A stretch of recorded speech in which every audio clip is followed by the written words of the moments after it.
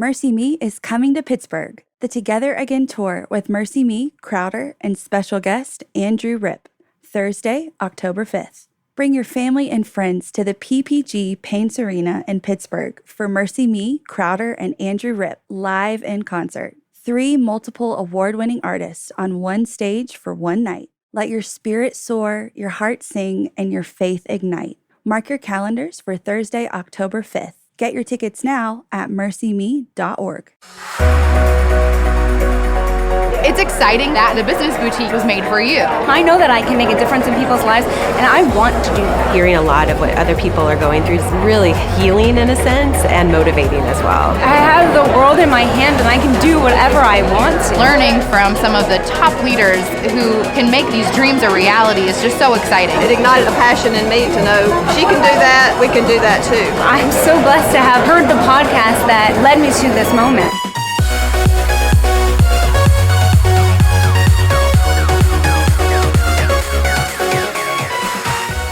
Hey everyone, and welcome to the Business Boutique Podcast. I'm Christy Wright, and today we're talking about how to create great content for your business. Now, later in the show, I'll be interviewing blogger, speaker, and host of the Brilliant Business Moms podcast, Beth Schwamberger. She's a friend of mine, and I love talking to her about how she generates engaging content. We'll also hear the story of Shannon Basso about how she created an online magazine that has now grown into a print magazine. And of course, I'll be answering some of your questions. But first, let's talk about content. I'll give you a great example of someone who is so good at posting content, the Pioneer Woman. Now, the Pioneer Woman's real name, in case you don't know, is Ree Drummond. Ree is a #1 New York Times bestselling author. She's an award-winning blogger. She's a food writer, a photographer, and a television personality. But let's be honest, you already knew that, because she is everyone's virtual best friend, and she is my personal go-to source for home run recipes. She's been in a ton of magazines and a ton of television shows, but here's the thing. She didn't wake up one day as a #1 New York Times bestselling author or a guest on Good Morning America. It all started with her little blog, Confessions of a Pioneer Woman. She wrote about her antics and her adventures down on the farm. She wrote about her experience of going from high heels to tractor wheels. She wrote about her love story with Marlboro Man, and she made every single other woman in America want her very own Marlboro Man. She had this incredible ability to connect with readers and make an impact. She also posted her recipes with these step-by-step instructions and these beautiful photos before blogging about recipes was even cool. She was literally a pioneer in that way, even if she didn't set out to be. But do you want to know what led to the Pioneer Woman's incredible growth and success? I'll tell you, it's the very same thing that can lead to yours.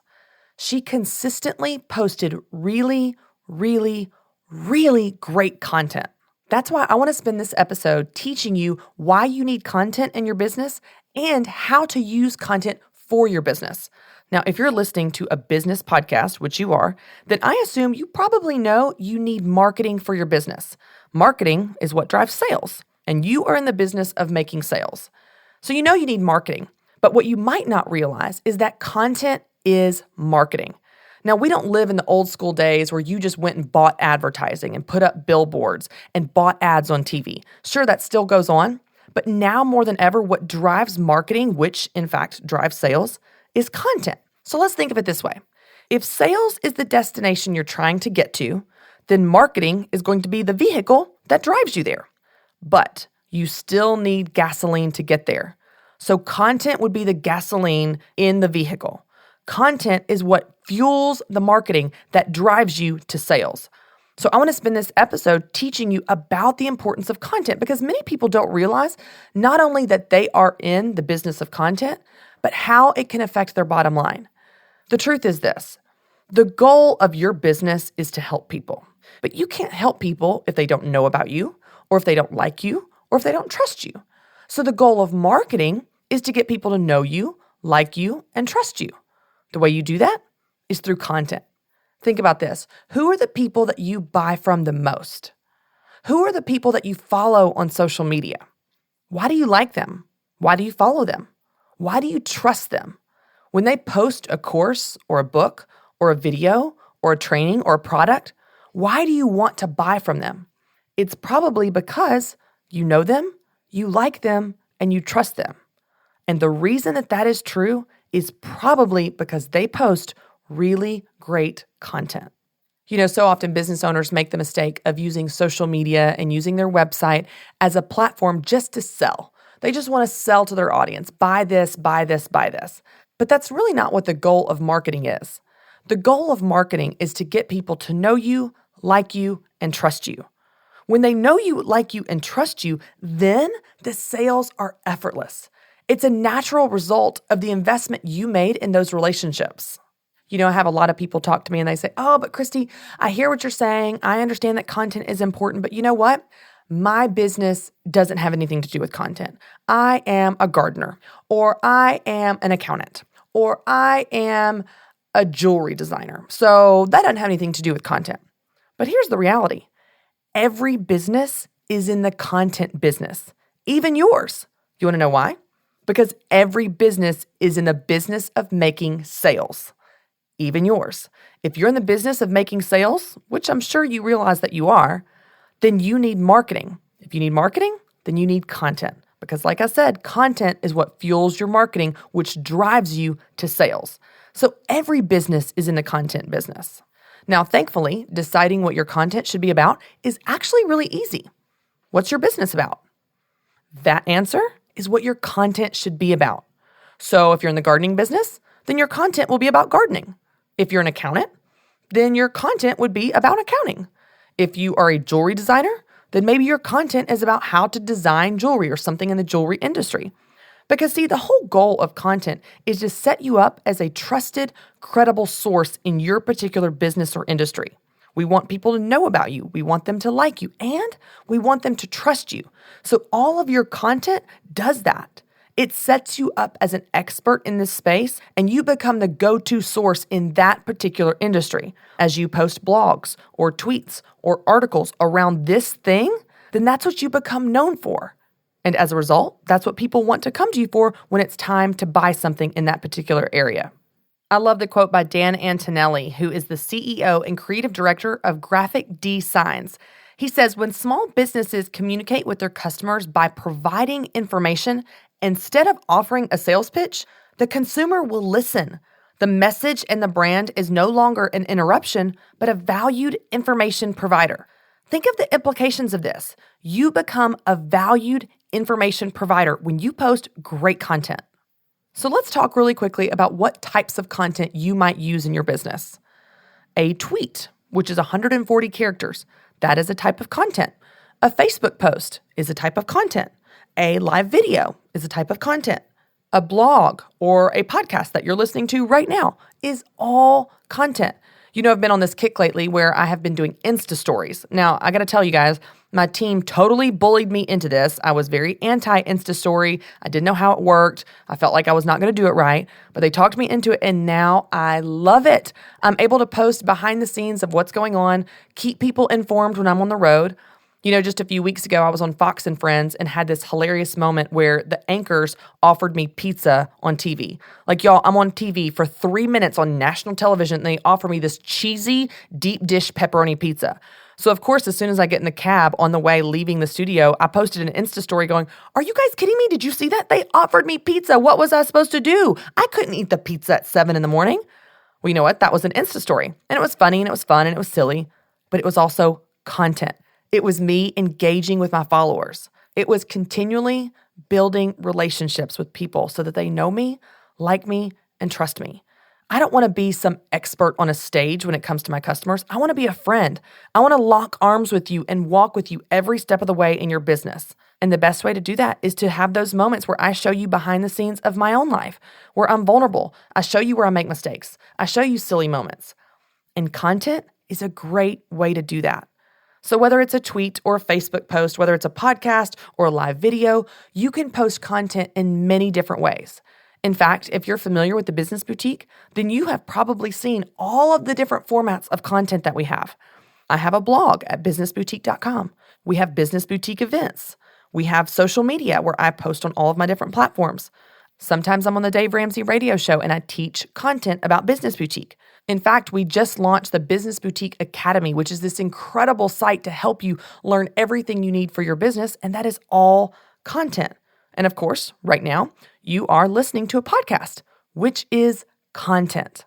So it doesn't matter which format you use.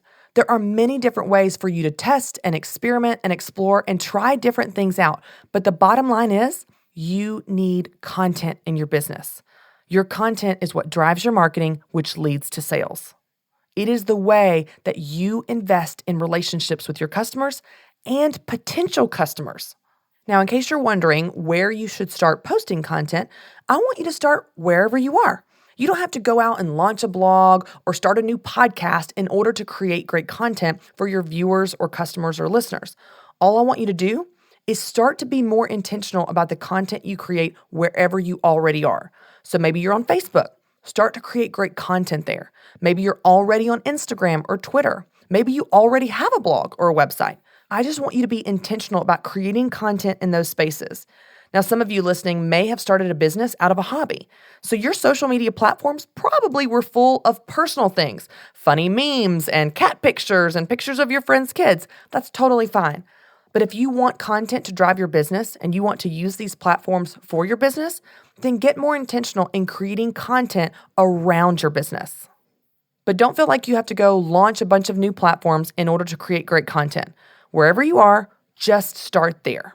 Now, there's one last thing I want to teach you about content. Great content has certain qualities, so you want to make sure that you're creating great content. Now, if you want to have content that builds relationships and leads to sales, your content needs to have this one particular quality. It needs to do something for your customer. Here's what I mean by this. So often people post content that is about themselves, their business, their products, their services, their features, their benefits. But here's the thing, I've told you guys before, and I'll say it again. Your customer doesn't care. They don't care about you and your features and your benefits and your blah, blah, blah. They don't care. What they care about is what they care about. Remember the question your customer is always thinking? Why do I care? That means that every single piece of content you ever post in any platform needs to answer that question for them. Why do I care? So if you want to post great content, if you want to post content that builds relationships and leads to sales, it needs to do something for your customer or your fan or your follower or your viewer or your reader. It needs to be written with them in mind. So maybe your content entertains them, or maybe it educates them. Maybe it informs them, or maybe it inspires them. Maybe it challenges them. Maybe it helps them in some way. Maybe it motivates them. Maybe it solves their problem or relieves their fears. Maybe it answers their questions. In fact, do you want to know how I came up with the theme for this episode? I get asked all of the time, how do I create content in my business? And now, ta-da, here we are. You're listening to a podcast episode where I'm teaching you how to create content for your business. But you know what? I didn't decide to teach on this because it was my idea, because I think I'm so brilliant and I really want to talk about content. I decided to teach on it because it's something that you ask me really often. So this entire episode was written and designed and planned with you in mind. And if you want to be successful with your fans and followers and customers, every piece of content you ever create needs to do something for them. It needs to answer the question they're always thinking, why do I care? So you can entertain them or educate them, you can inspire them or help them in some way. You can answer their questions and solve their problems, but at the end of the day, if your content is going to work and if it's going to drive sales for your business, it needs to do something for them. Because the truth is, if your content isn't about them, then it's about you. And business is never about you. Now, if you'd like a little bit more help on creating content and using it in your business, I actually talk about this in my book, Business Boutique, A Woman's Guide for Making Money Doing What She Loves. This book gives you everything you need to start, run, or grow your business to the level that you want to. You can get your copy at businessboutique.com, and when you buy one, you also get a free marketing DVD. This is a $40 value, and it's just $20. But you know that's not all. I always have a special code for you, my podcast listeners. If you visit businessboutique.com/bbbook and use the code BBBOOK, you'll get an exclusive podcast interview with Nicole Walters on sales. That's BBBOOK. So you can order your copy today. Now, I'm so excited about our next interview because Beth Schwamberger has become a friend of mine. I love what she's doing to help moms run their businesses. She's a blogger, speaker, and host of the Brilliant Business Moms podcast. Beth Ann, thank you so much for hanging out with us. Thank you so much for having me, Christy. So I would love it if you would give our listeners just a little bit of background of your story of how the Brilliant Business Moms was created. Like, tell me the background of how you got started in this. Sure. So my sister and I had an Etsy shop for quite a while, and we were trying to grow it. In the process of growing that shop, we started a mommy blog and realized how difficult getting traffic and getting sales on that blog were. And we thought to ourselves, gee, it would be so great if we just could pick the brains of other mom entrepreneurs who are doing this, who are growing their businesses while they're home with their kids. And clearly there are successful ladies doing this, so we wanted to learn from them. We couldn't find a podcast out there that was really filling that need for women. And so we decided to start the Brilliant Business Moms podcast in June of 2014. And it became clear really early on that women were drawn to it, and we connected with them. I love it because we are such kindred spirits in that space. We just have hearts to help women with their businesses, and that's what you were doing even before the Business Boutique. But I love that we have you speaking at our events and just championing women in the same way. And I would love it if you would give us a little bit of background of how you took this idea and what were some of your initial steps to turn that into something that has now become really successful? First steps were really just heading to Google and figuring out, how do you start a podcast? Lucky for us, Pat Flynn had a great free tutorial, so we started with that. Another thing I did do, though, was invest in a course all about podcasting, and that was an incredible resource. Definitely was a big expense up front, but had some money saved, so I was able to do that. And I was also able to, through that course, just connect with other podcasters, and that was huge in terms of just getting tips and figuring out all the tech. That was really tricky when we first got started, but really we just took it day by day. My sister and I just had a to-do list of the different things we needed to figure out, the equipment we needed to buy, and we tackled things. And I will say too that we launched this podcast in the midst of my husband just got back from deployment, and we went to Spain on a family vacation, and then my sister was redoing her kitchen with her husband. Oh my gosh, and crazy time. Yeah, exactly. And we still made it happen. You know, it's always just one step at a time. You just don't think about that problem that may come up a month from now. Just tackle the hurdle that's in front of you today. Well, it's such a good piece of advice, and I love your story because your business and what you're doing was kind of birthed out of you solving a problem that you had. You were like, I don't know how to do this stuff. I don't know how to do Etsy, and so I want to learn from other people. And it's amazing how so many of the most successful businesses are women that have a problem. They're like, I'm going to find a solution to this problem, and they realize, oh, wow, other moms have this problem too. And it's just like you said, so many people don't have a plan. They don't know what to do next. But there's this one quality, Beth Ann, that I have seen in all of the different women that I have interviewed, and that is they're a little bit scrappy. Whether it's on Google or taking online courses, or they just have this fierce determination that, you know what, it may not be perfect, but they're going to go for it, and they're going to make it up as they go, which is what we're really all doing anyway. Now, I would love it if you could tell us a little bit about content, because we're talking about that in this episode, and you and I both know that content is such a driver for business. And we understand the idea of content. I think a lot of entrepreneurs do, but we're not sure how we're supposed to create it and leverage it for our business. So tell me, in your experience, how do you create great content that people want to consume? I love this question. It's tricky though. So to create great content for me, I want to try to tell a story. I want to connect with my audience in an emotional way, and I want to blow them out of the water with the advice or the tips or the examples that I can share. So I think for me, it's that two-part thing of, can I really connect with them? Can I let my personality shine? And can I offer something of value that they haven't seen or heard about anywhere else? Now, you have a podcast, you also have a blog, and you're into webinars right now, as we talked about. So you have these different platforms that you put content, but content, as we know, can be anywhere, right? Like it can be a tweet on Twitter, or it can be something else much longer, a blog post, or even an ebook. So how did you decide which platforms you wanted to use to put your content on? Great question. So it really started with the podcast. That was first. And again, like you said, it was because we were solving our own problem. I knew that as a busy mom, it was easier for me to learn on the go when I was just listening to someone versus reading a bunch of blog posts. And so that was first. And I realized with that podcast how much easier it was to build relationships with our audience because they saw our personality shine. Right. So it's much easier for people to get a sense of who you are and and what you bring to the table. And even building relationships with the women we interviewed was huge. So from there, the blog really just became a way to supplement the podcast, so a way that people could really grab that information quickly and kind of give a recap of what we talked about on the podcast. But I have to say, from there, webinars seem to be such a natural fit because, again, you're in front of people, you're talking to them, they see your personality, they see who you are, but even better than podcasts, I get to interact with people live. So I get to take their questions and they get to all connect with each other in the chat during a webinar. So for me, that just felt really natural. Like it's kind of just like podcasting on steroids, I would say.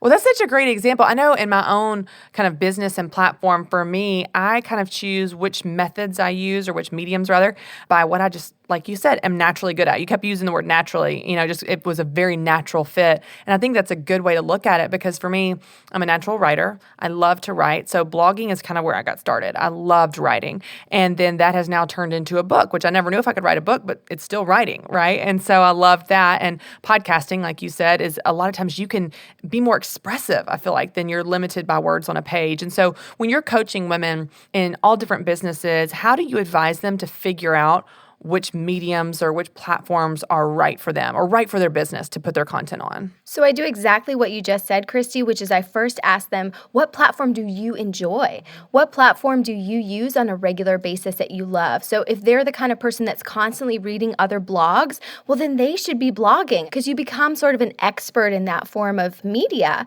If they're constantly on Instagram posting photos and they take photos of their entire day, that's totally not me. Right. I forget to take photos. But if that's you, then that's where you should be for your business. You should be creating Instagram content. So really, first of all, it needs to be, what are they passionate about? What do they love and enjoy?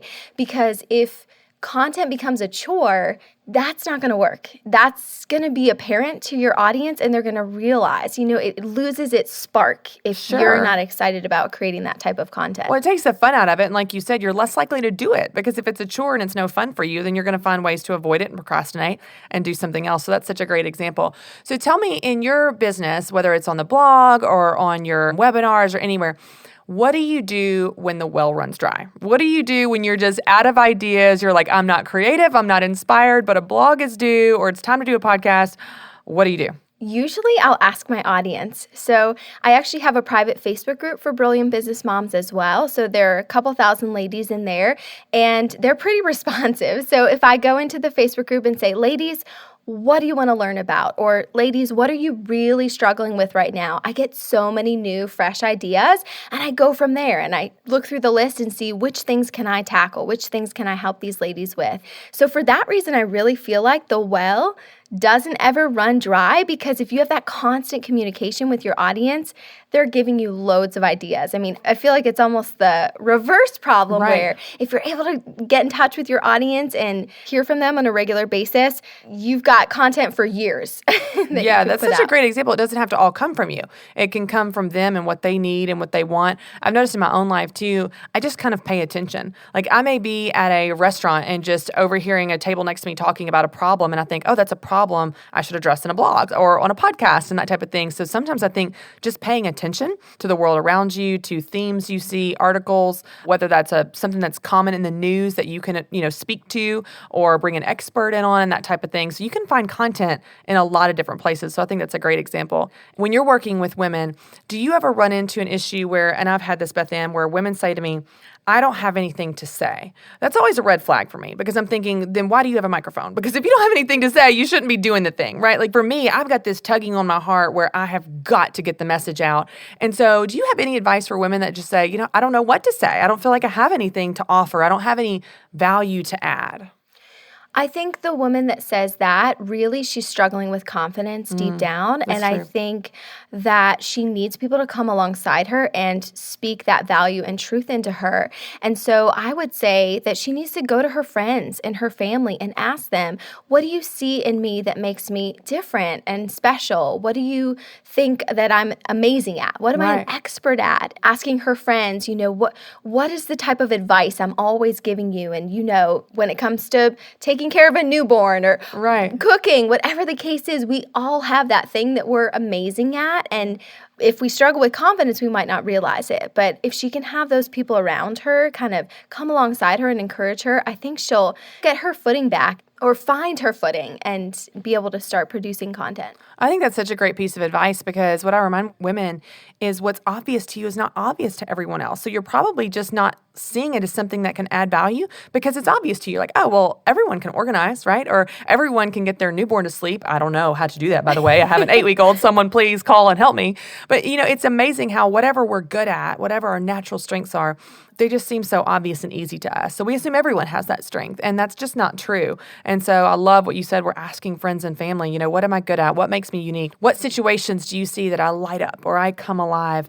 And then that will really kind of lead you in the direction of something that you have to offer because everyone has something to offer. Like God has created us so unique. Everyone has something to offer. A lot of times it's just not being able to identify it. And so I think that's such a great piece of wisdom for them to be able to kind of get pointed in the right direction and then start to dig into that. What are those things that they spill over talking about, or those things that make them light up, those things that they're passionate about, that they feel very strongly about, or things that they're just really good at and they've always been very good at. So that's a great piece of advice.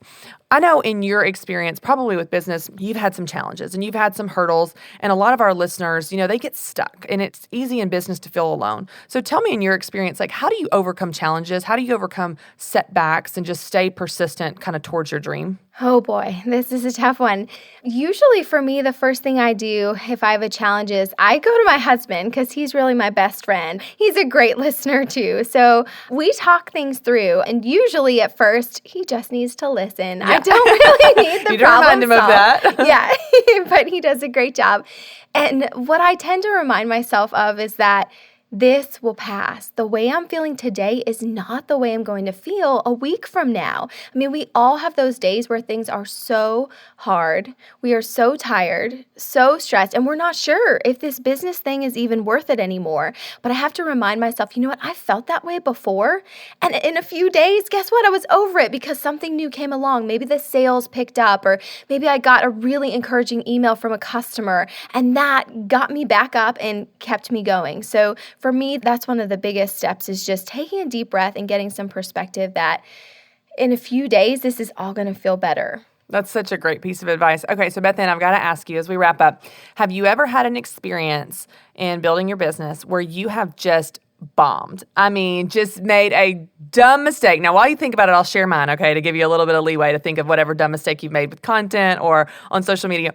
This is a really silly one, and it's pretty innocent, but I took a picture of my son. This was my son, Carter. He's now 21 months old, but back then he was maybe, 5 or 6 months old, and he has the gifting of just these giant cheeks. He was a chubby baby and he grew really fast and his cheeks were just as far as the east is from the west. Like they just went out forever. And so I took this really cute picture of him where his cheeks are just huge. It looks like he's like got bubble gum in both of them. And I put something about, cute baby, whatever, 6 months. And I put #cheeks. For the record, don't ever put #cheeks.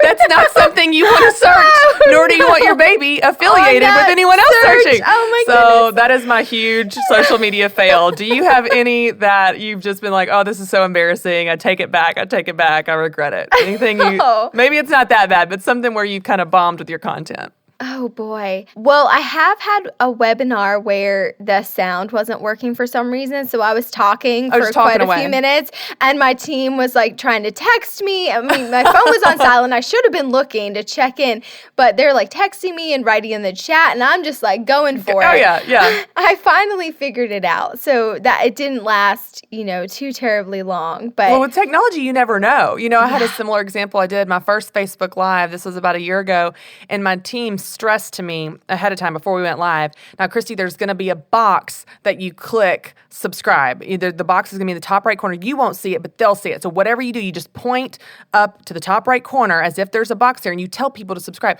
So, they prepped me, Beth Ann, like on and on and on. Like, don't forget, you just point here and they will know on Facebook Live, they'll know to subscribe. So I'm like, okay, great. So I go through this whole Facebook Live repeatedly going, subscribe here. And at the end of it, they're like, oh, we didn't realize the box had been moved. It's actually like the bottom left corner, or it didn't appear at all or something. So the whole time I'm just pointing to something that does not exist, and I look like a crazy person. So you never know with technology what's going to happen. But Beth Ann, as we wrap up, I would love it if you would just leave our listeners, which may be struggling with some fear and doubt, leave them with some words of encouragement about their business. You work with moms just like I do all the time, and you know that it's a struggle. It's imperfect. It's messy. Just maybe leave them with some words of encouragement about their business that they can do this. Sure, definitely. So I guess I just want them to know that many of us who now have a successful business, we started just like them.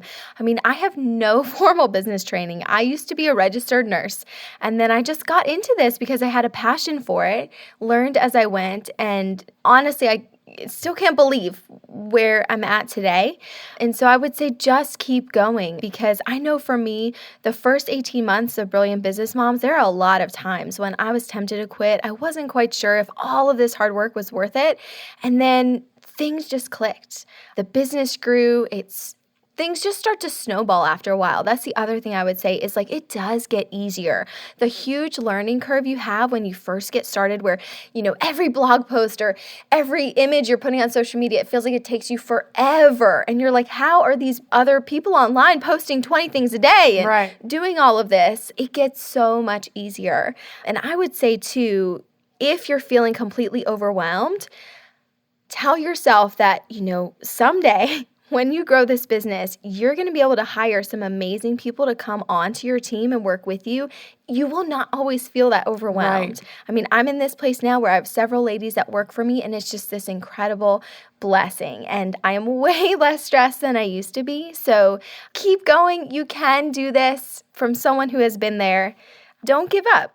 I love it. Well, I love what you said. You didn't have any formal business training, because Beth Ann, in all of the research I did, so many of the women that I talked to, the thing they said again and again is, I'm not business minded. I don't have a business background. And they say it with this tone of, that disqualifies me for business. What I remind them is, that does not disqualify you for business. So I love that you said that. You were a registered nurse and you've taken this passion and turned it into something so successful, even though you don't have a business background. You're doing the thing anyway. So thank you so much for taking some time with us, but also just sharing your wisdom and your experience with us today. Thank you so much for having me. This was so much fun.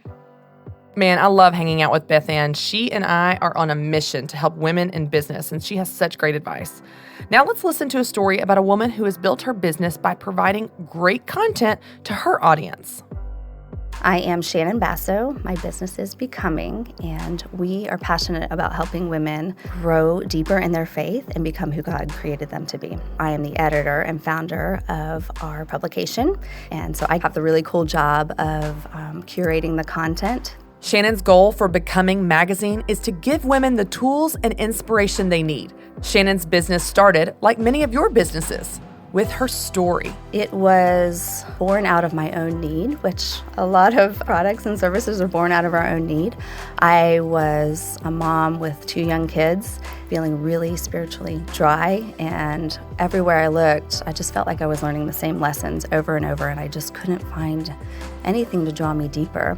And so as God just planted a seed in my heart and mind for my own personal growth, as I grew, he also grew a desire in me to help other women in the same way. And so we started with just doing a free online magazine and publishing that every couple months. After releasing 6 online issues of her magazine, Shannon felt that it was the start of a business. What my friends were saying to me was, I really love your content, but it's really hard to read on the computer. Could you please put this in print? I just want to hold it.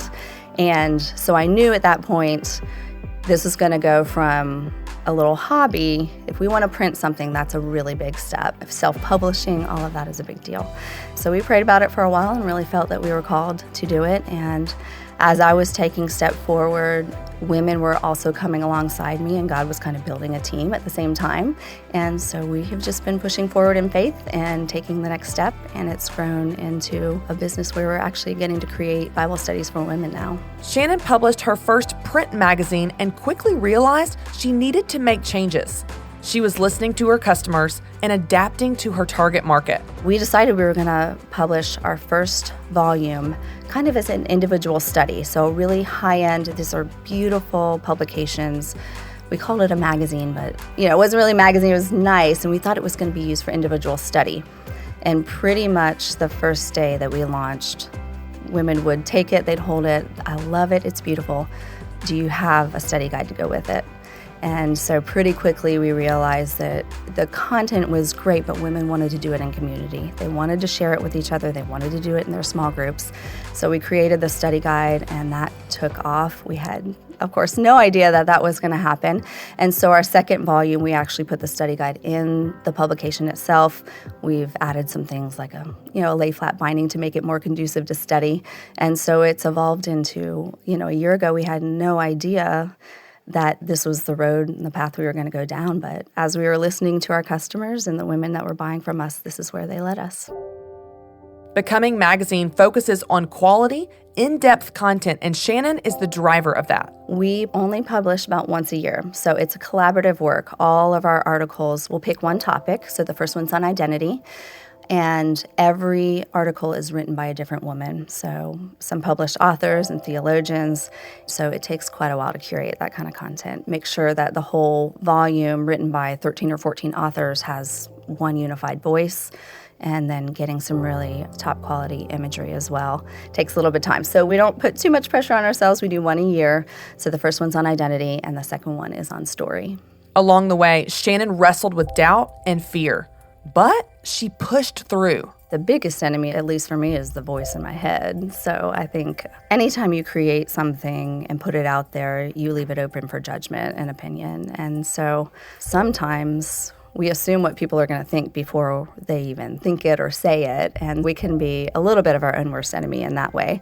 Fear can creep in, and you can stop moving forward if you let that get a hold of your mind. So pushing through that has been a process of learning to just trust the call instead of listening to my own self. Instead of being paralyzed by her fear that the magazine wouldn't connect with her readers, Shannon used it to make sure she was serving her customers well. We have had churches do our studies, and we've asked for survey results, and the negatives always stand out, and you kind of latch onto those. It's always hard to get feedback that maybe it just didn't connect with somebody, because you're putting your heart and soul into something. It's something that you personally really connect with, and obviously the team connects with, and you're proud of it, and you want it to make a difference. And then you think, oh, should I be doing something differently? And the deal is that I've been called to do what I've been called to do, and I need to do that. Somebody else is going to fill in the gaps for those other people. But for the women that we are helping, we want to do that well and with excellence and stay on that path so that we can serve them. Shannon came to the first Business Boutique event as a marketplace vendor. At the event, she found the encouragement she needed to keep moving through her fears and face the imposter syndrome she had been feeling. We had already had things set up kind of business-wise, so nonprofit-wise. I come from an entrepreneurial background, so we had already kind of had some of those basics set up. There is so much to be said about the way Business Boutique can identify all the fears and the struggles that come along with running your own business and coming alongside to help you move forward. And I think that is just the greatest strength that this has given us, is knowing that we are not alone, giving us the tools to crush that fear, keep moving forward, and know that what God has planted in our hearts as our calling is worth it, and that the women that we are serving, we need to go all out for them. A year later, Shannon came back to the Business Boutique event as a marketplace vendor again because of the community she found there. You never know what's going on under the surface. So we will start talking to women, and we'll kind of share about what we're doing, and then we'll ask, so, what are you here for? Are you starting a business? What's going on in your life? And it is amazing what women will share just with one question.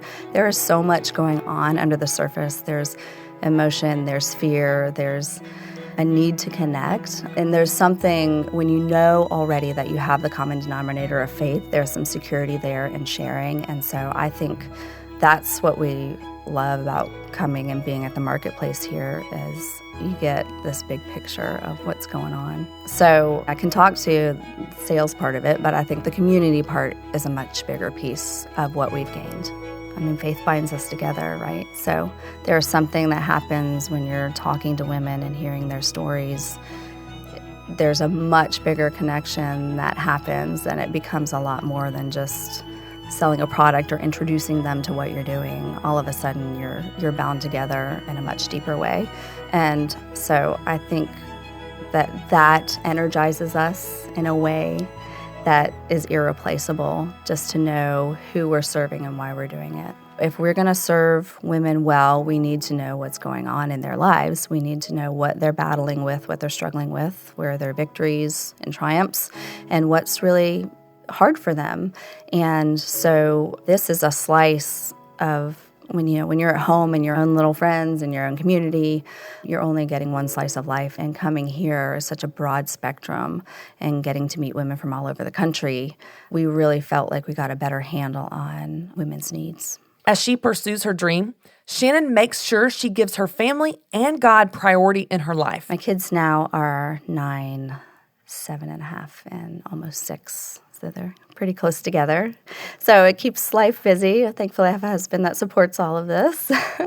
My daughters especially, I love that they get to see their mom doing something that God has called her to, but also putting family first. They know that when I'm with them, but they also get to see this really cool thing forming on the side and becoming a part of our life. And I hope and pray that that's instilling in them some values of work and life balance, but also the fact that when God calls you to something, He will enable you to do it. I don't always do it well. I will readily admit that. There are times, especially when we're trying to publish and we're trying to go to press, that it gets hectic and things get a little bit stressful. But I think, as anybody would say, you have to have your priorities. And so my family, I will walk away from all of this in a second if it becomes a deterrent to me raising my family and raising my kids well.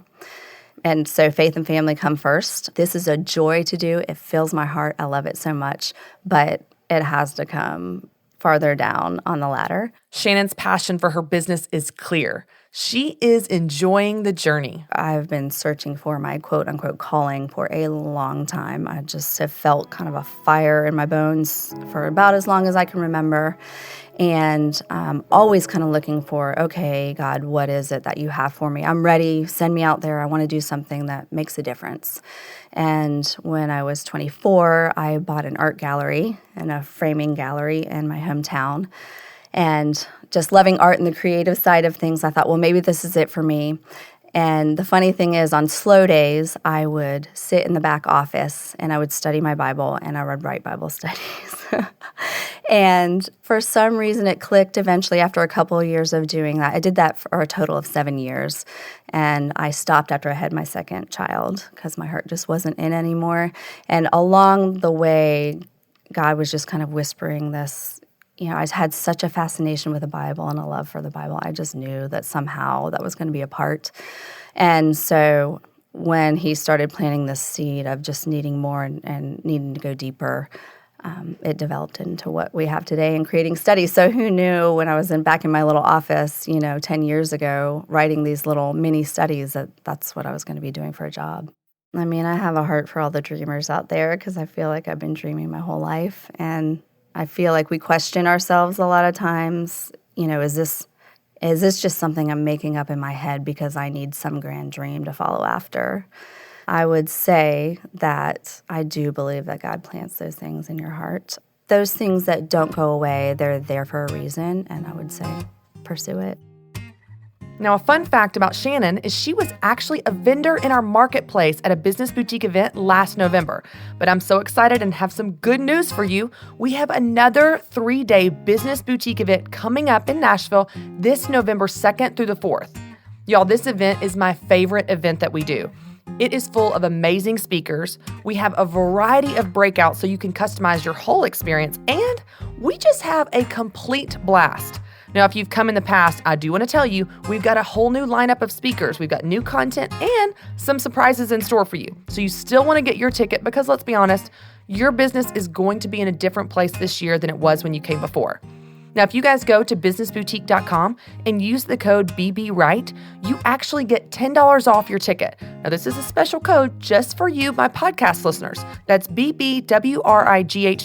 So get your ticket because I promise you, you don't want to miss this event. Now I'm going to answer some of your questions. The first question came in through our email address, podcast@businessboutique.com. Elizabeth asks, "Hi, Christy. I was listening to your podcast with Jess Connolly. I loved her story. I'm not familiar with any particular bloggers other than those in cosmetics because that's the industry I'm in. My passion is in cooking and entertaining, though. I wonder if I could start a blog cooking or helping young moms organize their menus. Do you think it's something that would work as a business? I'm working on starting my business but need to get out of debt first. Almost there. Thank you for what you do and for all the useful and encouraging words you send out all the time to all of us out here." Elizabeth, thanks for saying that. That's a great question. 2 pieces of advice that I would give you. 1, I think you ought to do a little research on bloggers in the cooking space. You said you're familiar with bloggers in the cosmetic space, so just do a little digging to learn what's out there. As you research other bloggers in the cooking industry, you might learn some things that you can build into your business. What's working out there? How do they do it? What best practices can you gain from watching them that you could then implement into your own blog? So the first thing I want you to do is just do a little research on bloggers in the cooking space. Now, the second thing I want you to do is to find a way to get a quick win. Launching a blog can be a lot of fun, but it can also be time-consuming, and it can be a long runway before you ever earn an income. I don't know if you're planning on doing advertising or affiliate advertising or affiliate links. There are a lot of ways to earn money from a blog, but sometimes that can take a long time to build up, especially if you don't have a blog currently and don't have a following. So I want you to find the lowest hanging fruit in your business. I want you to find a way to get a quick win and earn a profit even quicker. Is there a way for you to organize menus for young moms, as you said, or in some way provide a service or create a product that helps people in some way? When you do that, you can get a quick win and earn a profit quicker. And what that will do is it will give you the confidence and momentum to keep going for the long haul. So certainly pursue your dream of launching a blog if that's what you want to do. But I also want to encourage you to find a way to get a quick win to get this business off the ground and keep going. Great question. And I know you can do it. Now we've got a few more questions that came during our Business Boutique one-day events. The first question comes from Catherine. My name is Catherine Chin. On Instagram, I'm Show Me Your Planner, and my blog is The Zen of Planning.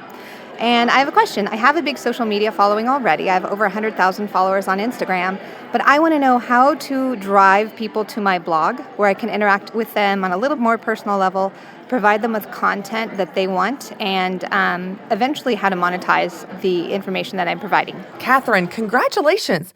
130,000 followers. I've got you pulled up on my phone right now looking at your account. You are rocking it.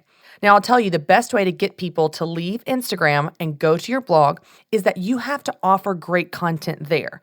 So instead of thinking of Instagram as the platform that you deliver all of your content, all of your answers, and all of your information, I want you to use that as a space for teasing that. So you might want to tease something like, here are 5 ways to organize your planner, or here are 10 steps to make your planner more beautiful, or here are 15 ways to actually utilize your planner more effectively. When you start to tease the content there, and maybe you give away 1 step or 1 tip, the audience has to go to the blog for the rest of the information. So instead of giving everything away on Instagram, I want you to tease your content there, but then have the full articles and all of your amazing content actually hosted on your blog site. I want to remind you, though, that content on your blog needs to be really compelling. Think about it this way. Your audience is in the Instagram app. They're scrolling through Instagram, reading everyone's post in about 1 millisecond. Your content has to be so compelling that not only does it get them to stop their rapid thumb scrolling to look at your post, but it has to hook them enough to get them to stop hanging out on Instagram and go to a completely different planet. They need to go to their internet and click on a link and read your blog. It may sound crazy, but that's a big ask of them. So make sure your content is excellent. Make sure that it does what I described earlier in this episode, where it engages them, it entertains them, it inspires them, it helps them in some way. When you post really great content on your blog and you tease it on Instagram, I have no doubt your viewers are willing to make that jump, but that's the first step. Now, you had another question about how to monetize the information you're providing on your blog. After you get your audience going there and you build up your views on your blog, you can make money several different ways.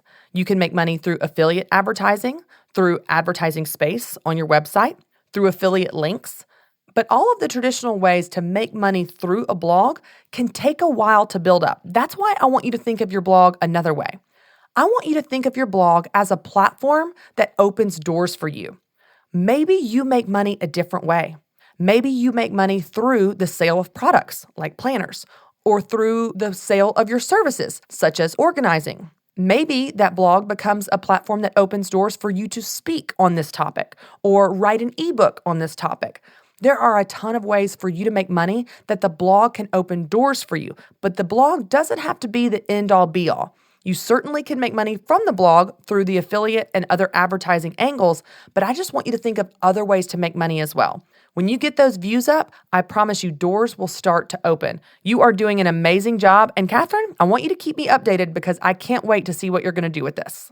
All right, now our next question is from Liz. Liz, what's your question for me?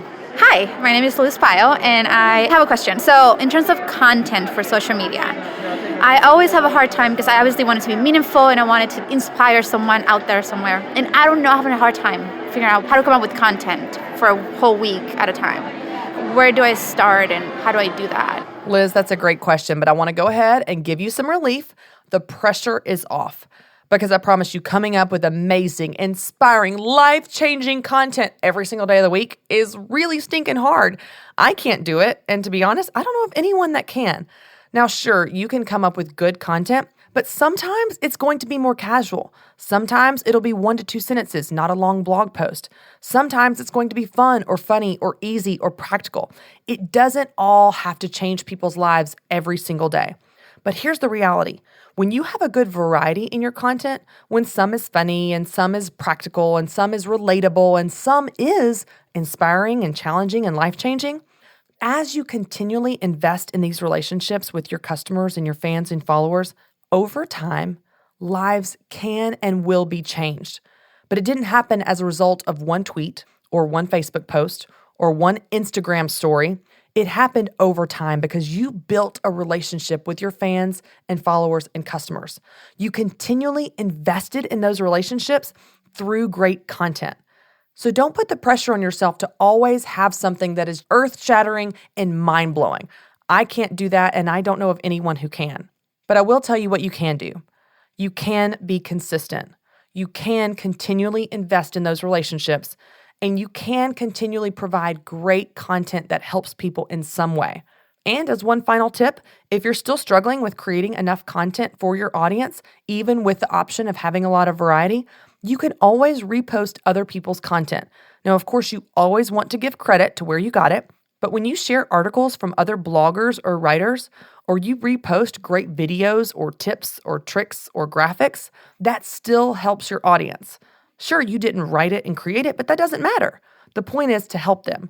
And because you were the one that shared it, they're going to thank you and feel grateful for the relationship with you. In fact, if you follow me on social media, you'll notice that I post content from other people all the time. It's not just a way to make your content go further and take the pressure off of you.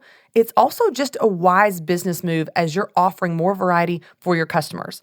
So I hope this gives you some relief because I promise you it's not all on your shoulders to write something brilliant every single day. Just be consistent and your customers will thank you. Now, if you have a question about something we've talked about here on the podcast or anything about your business, I want to hear from you. You can send me your questions via Twitter and Facebook by using the hashtag AskChristyWright. We've also set up a group in the Business Boutique community at businessboutique.com called hashtag AskChristyWright, where you can send me your questions and interact with all of the other amazing women there. So send me your questions. I want to hear from you. I also want to remind you guys about the amazing Profit Potential tool. Y'all, this tool calculates all of the most important numbers in your business and allows you to make changes in real time. So if you want to see how much money you can make in your business this year, or see how much to save in taxes, or see, more importantly, how much your personal paycheck is going to be, go to businessboutique.com and enter your email address. There you can use our Profit Potential app. And here's the best part, it's completely free. So go to businessboutique.com and get started with your profit potential today. Now your homework for this week is to write one piece of content. Remember, it can be any format, but it needs to do something for your reader. I want you to write this piece of content with your reader in mind, and then test it. Post it in whatever platform you want to use and see how it works. see how many likes or comments or shares that you get.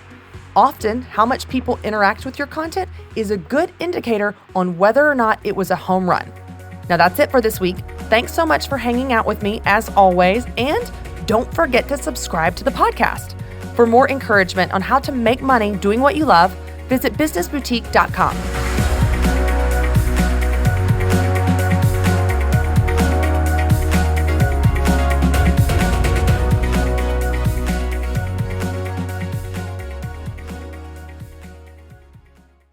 Mercy Me is coming to Pittsburgh, the Together Again tour with Mercy Me, Crowder, and special guest Andrew Rip, Thursday, October 5th. Bring your family and friends to the PPG Paints Arena in Pittsburgh for Mercy Me, Crowder, and Andrew Rip live in concert. 3 multiple award-winning artists on one stage for one night. Let your spirit soar, your heart sing, and your faith ignite. Mark your calendars for Thursday, October 5th. Get your tickets now at mercyme.org.